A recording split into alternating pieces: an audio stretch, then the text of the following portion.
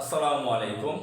সুপ্রিয় দর্শক মণ্ডলী, আমাদের জাতীয় সংসদ, সেই জাতীয় সংসদে যে অধিবেশন চলছে সেখানে যে দৃশ্য, যে চেহারাগুলো আমরা দেখতে পাচ্ছি, সেই দৃশ্য, সেই চেহারাটা যেন সেই আওয়ামী লীগের সময়ের দৃশ্য। সেখানে দিল্লির এজেন্ট লেডি লেদুদ্দর্জি শেখ হাসিনা ছিল। অট্ট হাসি দিত, অত্যন্ত বিশ্রী ভাষায় কথা বলতো, ভেংসি দিত, অট্ট হাসি দিত। এবং তার যারা দস্যু বাহিনীর সদস্য, সে ইয়াবা বদি, সন্ত্রাস শামীম ওসমান, ওবায়দুল কাদের মদখোর এবং মমতাজ ভাসমান পতিতা, যারা যারা ছিল সংসদে, ডজন ডজন অশিক্ষিত, গণ্ডমূর্খ, উচ্ছৃঙ্খল, মাদকাসক্ত লোকরা, মানুষ নামের প্রাণীগুলো সংসদ সদস্য হিসেবে ছিল, মন্ত্রী ছিল, উজির ছিল। তারা সংসদে বিভিন্ন ধরনের বিশ্রী ভঙ্গি করত, গান বাজনা করত। স্পিকারের চেয়ারে ছিল একজন চরম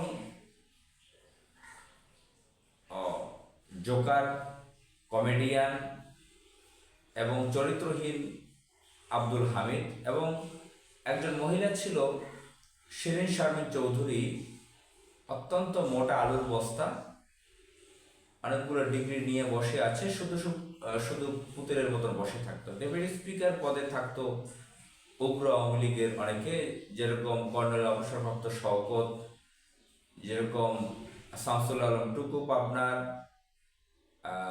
ছিল ফজলে রব্বি, মারা গেছে, লম্বা দাড়িওয়ালা, অত্যন্ত হিংস্র ব্যক্তি।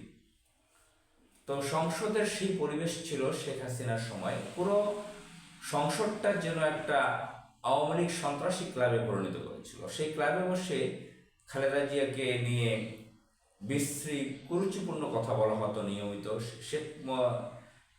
শেখ মুজিবের তাকে পূজা করা হতো। শহীদ প্রেসিডেন্ট জিয়াউর রহমানকে নিয়ে বাজে কথা বলা হতো। তার ছেলে তারেক রহমান, তাকে নিয়ে বাজে কথা বলা হতো। অত্যন্ত কুরুচিপূর্ণ কথাবার্তা বলা হতো। জামাত ইসলামী নেতাদেরকে নিয়ে অত্যন্ত বাজে কথা বলা হতো। প্রত্যেকটা মিনিটে কোটি কোটি টাকা খরচ হয় এই সংসদ চালাতে। সেখানে সেই সংসদে দাঁড়িয়ে আওয়ামী লীগের গুন্ডা পান্ডা, সন্ত্রাস, মাদকাসক্ত ব্যক্তিরা, তারা এমপি মন্ত্রী হয়ে অত্যন্ত বিশ্রী একটি পরিবেশ বজায় রেখেছিল। তারা অট্ট হাসি দিত, তারা ভাবতো যে আমরাই ক্ষমতায় থাকবো। সুপ্রিয় দর্শক মণ্ডলী, আজকে যে আমাদের জাতীয় সংসদের যে পরিস্থিতি, 2026-এর পরে আমাদের সংসদ শুরু হয়েছে, অধিবেশন শুরু হয়েছে 12 মার্চ 2026-এ। 12 ফেব্রুয়ারি জাতীয় নির্বাচন হয়েছে, যেটা ইঞ্জিনিয়ারিং হয়েছে। ইঞ্জিনিয়ারিংয়ের মাধ্যমে ডিপ স্টেট, সেখানে সেই খালেদা জিয়ার ছেলে তারেক রহমান, যাকে কুলাঙ্গার বলতো শেখ হাসিনা, সে সরকার প্রধান হয়ে গেছে, প্রধানমন্ত্রী চেয়ারে বসে গেছে।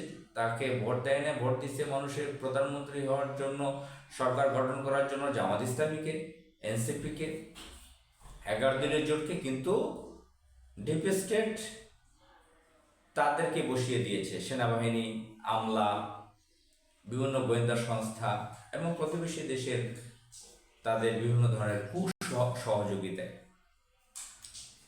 তো এগুলো আপনারা জানেন। আমি বারবার আমার মতো সাধারণ ব্যক্তি 111 নিয়ে কথা বলেছি, অন্যান্যরা বলছে, এবং কিভাবে ডিপ স্টেটের সহযোগিতা ক্ষমতা আসছে তাদের নিজেদের মুখ থেকেই সেগুলো বলেছে।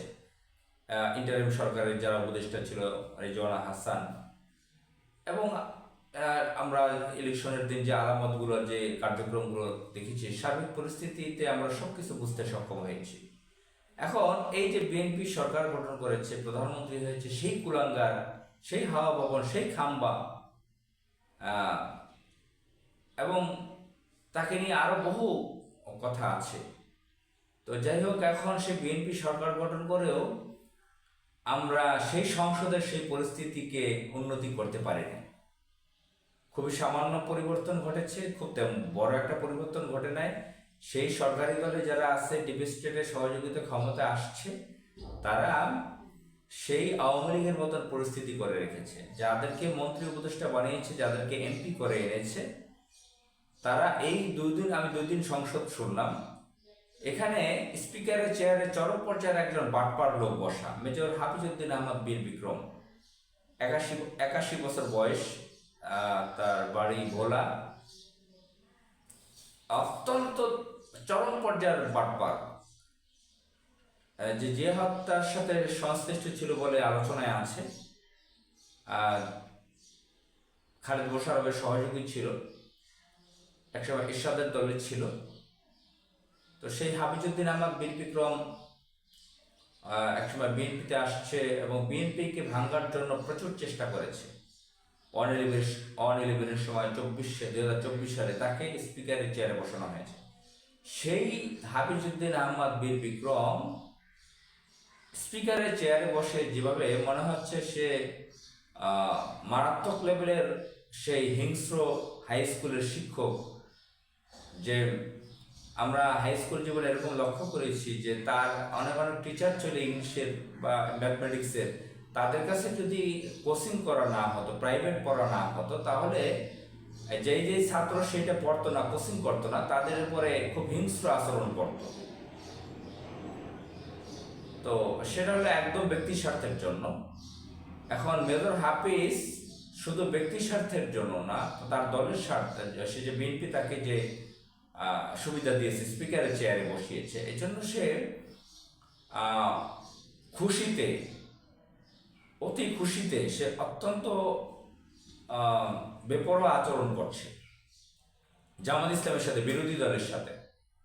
গতকাল দেখলাম বিরোধী দলীয় নেত্রী জামাত ইসলামের আমির জামাত ডক্টর শফিকুর রহমানের সাথে সে বাহাসে লিপ্ত হয়েছে, তাকে ঠিক মতন কথা বলতে দেয় না, বাধা দিয়েছে। সে আইন সংবিধান শিখায়, নিয়ম শৃঙ্খলা শিখায়। জামাত ইসলামের নেতাদেরকে, তরুণ নেতাদেরকে ভালোভাবে কথা বলতে দেয় না, জামাতের আমিরকে, বিরোধী দলীয় প্রধান নেতাকে কথা বলতে দেয় না, মারাত্মক লেভেলের মাস্টারি করে। এইভাবে সংসদ চালাচ্ছে স্পিকার হয়ে। এবং সেখানে